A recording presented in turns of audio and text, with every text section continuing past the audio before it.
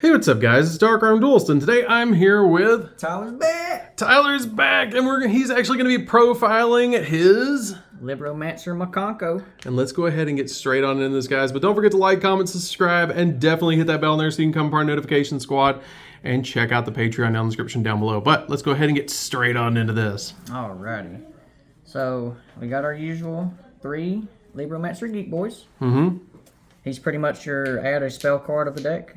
All the Libromancers have the effect to reveal a ritual in hand for cost to summon themselves, and when he special summon, he adds a Libromancer spell card.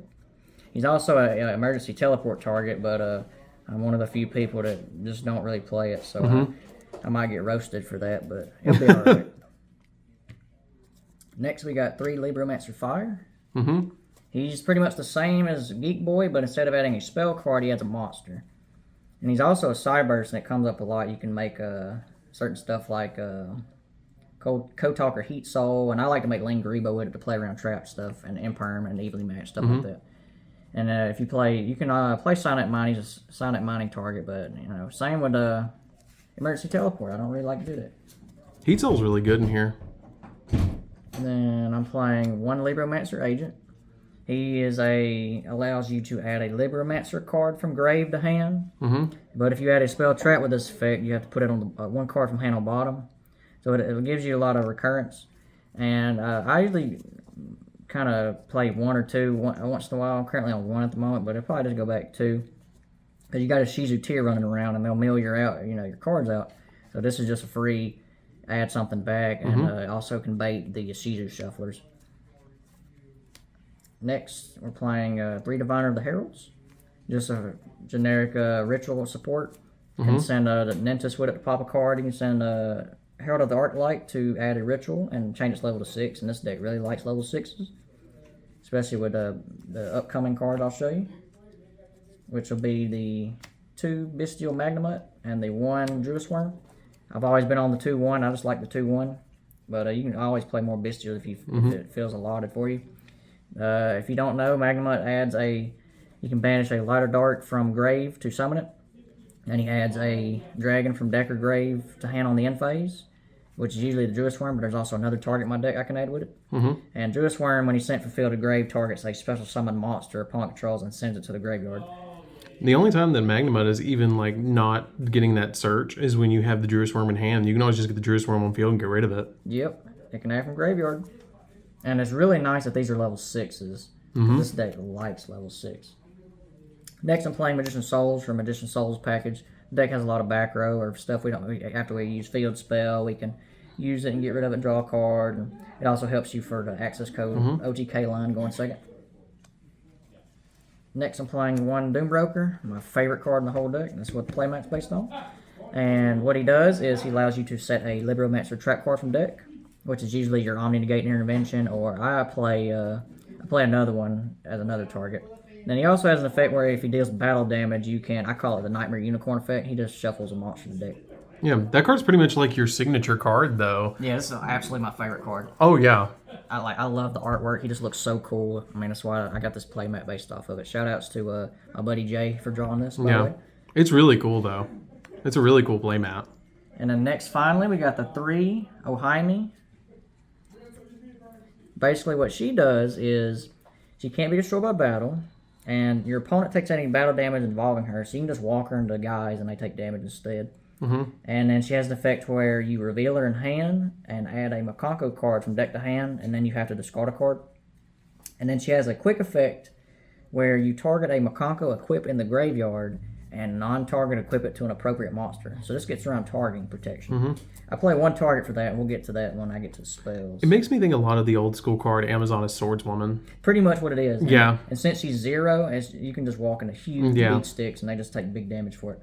Really good for the push to OTK if maybe you can't get the access code, and you have a Doombroker, for example. Yeah. Next, we play 3 Benten. Just a there you go. Just a good generic searcher in the deck. And Ohaimi just happens to be a light fairy, so you can add a dice off that. You can add the Benten, or you can add another Benten if you wanted to. You can add the Diviner. This plus Fire or Geek Boy is literally full combo in the whole deck. It's really nice. Then I play 1 Illusion of Chaos to search the Magician Souls, and then just get it out of your deck and allow you to draw 2 cards, up to 2 cards if you wish to. And then it's a reveal for Libromancers. Yeah. Last for the rituals, I play 1 Cerebus. I've been really liking Cerebus lately. Everyone's targeting a lot. You got Fenrir's targeting. You got the runic cards target, and you have the Tier Element Soliac target, and the Field Spell target. Everything just targets right now, and this is really nice to give you more extra protection if you can add this on part of your combo. Yeah, and you can grab it with Benton, can't you? No, it's not. No, because it's not a fairy, yeah. Your diviner can send Herald of Arclight to go get it. Yeah, that's how you get it, yeah. Simple way to get it. And that's it for the monsters. For spells, we got 3 of the first appearance field spell. On activation, it adds a Libromancer monster from deck to hand with a different name from all the cards you control. So you can't add the same name that you control. And then for not once per turn, you can ritual summon a Libromancer monster using materials from hand or field. Typically the Ben 10, so you can trigger and get the search and summon Doombroker. I only play Doombroker as the target, so that's what you'll be summoning with it. But it's nice that it's not once per turn, but this card hates Ghost Ogre, but fortunately that's not too popular right now. Next we got Preparation Rites. Add a level 7 or lower ritual monster from deck to hand, and then you can add a ritual spell card from grave to hand. So you can add Cerebus, you can add Ben 10, Doombroker, you can add Illusion of Chaos. It's pretty much whatever ritual you need, go get it. Yeah, it's the Rhoda for rituals. It's really good. Not once per turn either. And then I'm opting to play 3 Dark Ruler in the main. You could cut this for a hand trap, but I just figured that if I can stop them from making me play, and then I can just make my own board and break their board, and hopefully they won't be able to come back from that. That's pretty much my only game plan. You can probably cut these for droplets because it conflicts with Ohaime's attack into them stipulation. But if you can't, you don't have droplets, these are just as fun. And then I'm doing 2 Lightning Storm in the main. Just another board breaking card. You could cut these for Cosmics. I'm just trying them out. I just picked them up. I was like, hey, I want to play them. I want to try them. But you can optionally just play 2 Cosmic if you wanted to. And then we have Callby. Just Callby. This deck searches a lot. If you got someone siding Droll, Droll's big sad, so this is a good way to stop Droll. One of the best cards in the game. Yeah. And then to round out the Mikanko engine, I have the Great Mikanko Ceremony. It allows you to hand or grave special Mikanko and ignoring summoning conditions. So you can summon Ohaime with it. And then you can banish it from the graveyard to send a Mikanko equipped from the deck to the grave. And it's not even I believe it says an equip. Oh, it's just any card. You can send any card from deck to grave. You typically are going to send the equip off this though. But it also can come up, you can send the ritual spell, and then you can use Preparation Rites to add it. That's really cool. And then my only equip I'm playing is Mikanko Reflection Rondo. Basically, this is Snatch Steal. This is literally just Snatch Steal. You use Ohaime to target this engrave, equip it to opponent's monster without targeting, and while you control a Mikanko, you get to take control of the monster. And if they ever try to pop this equip, when the equip leaves the field, the monster is equipped to sent to the graveyard.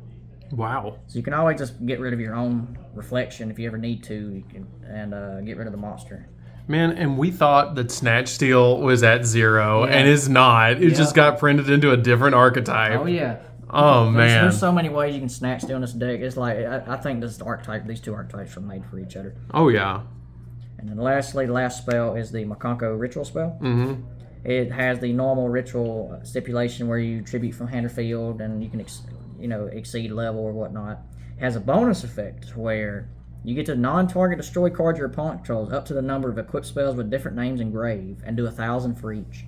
Wow. So you can add this on your follow-up, because Ceremony says on the next end phase, the monster you summon returns to hand. And so that way, if you don't have the Mikanko on board, and you have this equipped to a guy, you have to give it back. But then you can just Jaime add this, and if you have ritual material, and this in graveyard, you can pop a card and do 1,000. Wow. That's really cool. And that's it for spells. The last 2 cards is Libromancer Intervention. This is what you typically set off your Doombroker. It is a Omni-Negate. You return Doombroker to the hand, and then you can summon a Libromancer from hand or graveyard to give you another search. It's really good resource loop, so that way you better play on the following turn. You usually have 3 cards in hand and get your plays going. And the last but 40th card I'm playing for Displaced is a Snatch Steal deck. This is another Snatch Steal. You target a Libromancer you control, a monster opponent controls. You return your monster to the hand, and you take their monster. And if you did not return a ritual monster with this effect, you have to return that monster you stole to the hand on the end phase. Yeah, but if you do, like Doombroker, you're just going to keep it. Yeah, you get to keep it forever. And you can, you can use the effects, you can attack with it, you can do whatever you want with it. That's insane. That's really good. Yeah, it's a really good interruption. Some decks just can't play through 2 Snatch Steals. It's really nice. But that's it for the main deck. It's just 40 cards flat 40. That's really cool, though. That main deck is really spicy. I really like that. It's really nice. Yeah. All right. So let's get into the extra deck. All right. So we start with the Lingaribo. This is what you turn your fire into if you're trying to play around a trap card, especially going around a trap heavy deck. This card's really good against like set 5 pass decks. It'll allow you to, and also you can play around Imperm, evenly matched. So that way you can save your intervention, because usually you're going to use intervention on those board breaking cards. Yeah. And it can out-drop it if you don't pitch a trap card for it. And then I'm playing IP, just generic material. And if you need to get stuff off. This deck has a problem with like having too many bodies on board. It's a good way to get bodies off board. And then Elf, we play the Diviner. You can just, that's a level 2. You can make this, summon back, and use the effect of Diviner to make it 6. And you can go into other plays that way, and it gives you targeting protection. It's really good.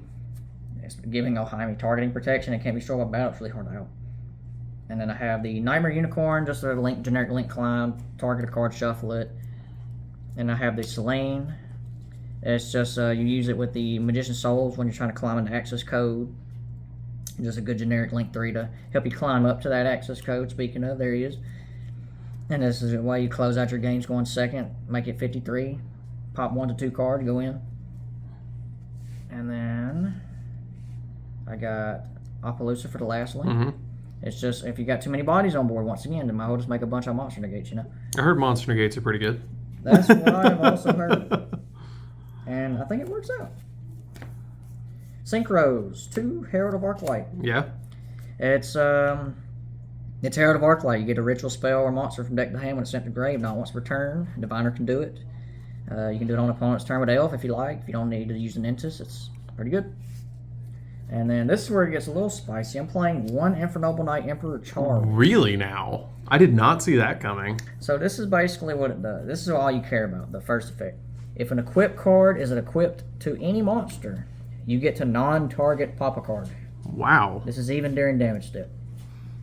And he has an end phase effect to equip from graveyard to it. And then you can equip an Infernoble from deck to it.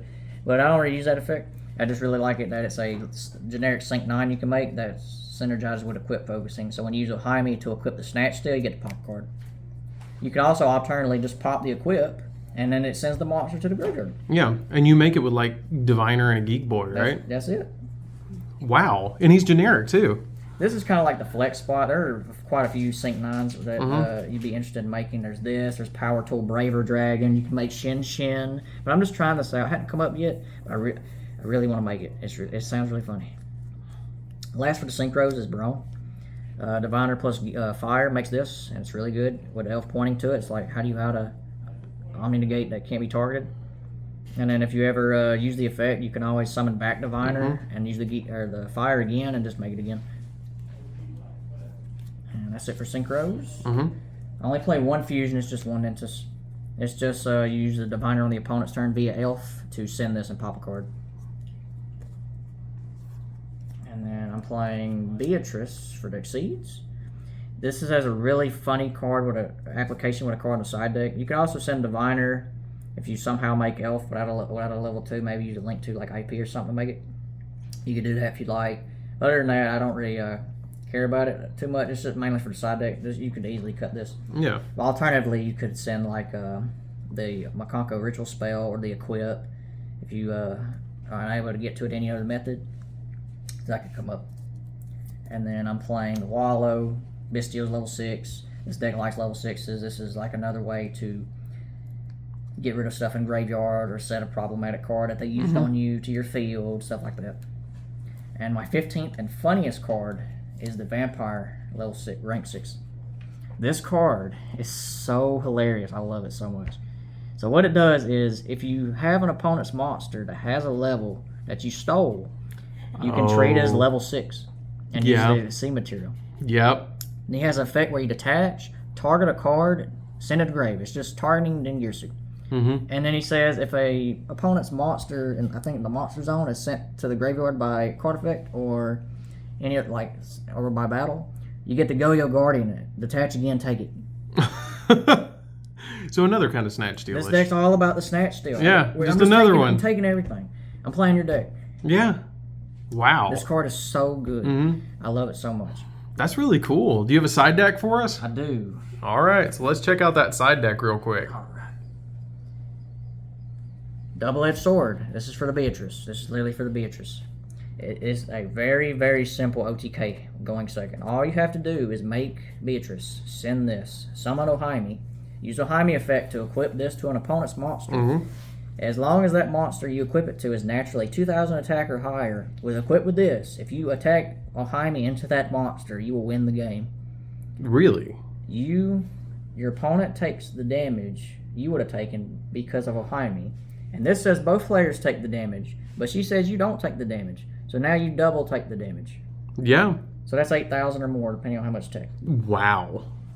I'm just experimenting right now. You could probably cut this, and then you would definitely cut the Beatrice, I feel. And you could probably play something like Zeus, for example. Let's see. The Vampire's really good. That's still spicy, though. Oh, yeah. It's really funny. And then I played 3, but there can be only one. I have, a Psychic, a Cyburst, a Fiend, a Spellcaster, a Fairy. I just don't care about this. I can just make full board and end on this. And it's like, what do you do? Are you a mono type deck or not? And I guess I win. And then next, we play 3 Lava Golem. We can get away without normal summoning. It sucks we can't normal Diviner, but if we need to break a board, this is going to be the way to do it. Then I'm playing, got to have a game 3 method. This is my game 3 method of choice. Yeah. Cookie Dogwood. It's just, think of it like Max C, but instead of drawing cards, you gain life for every time they special an effect monster. Yeah. And if they, for whatever reason, do not summon an effect monster the turn this effect is active, you have to have your life points. But you're a good player. You're not going to, shotgun it, right? Alrighty. And then if you've seen any of my other deck profiles, this is in every side deck pretty much. Oh, yeah. Because I hate back row. It's every time I side deck, I put this in there. Yep. The 3 Evenlies and the 2 Cosmics. You could probably swap these for Lightning Storm, but I'm just trying out the Lightning Storm because I just picked them up. I was like, hey, I want to play them. But you can probably just throw these in the main deck if you wanted to. Yeah, and put the lightning storms on the side, change them out. Yeah, because if they flip like anti-spell standby phase, you might be big save. Yeah.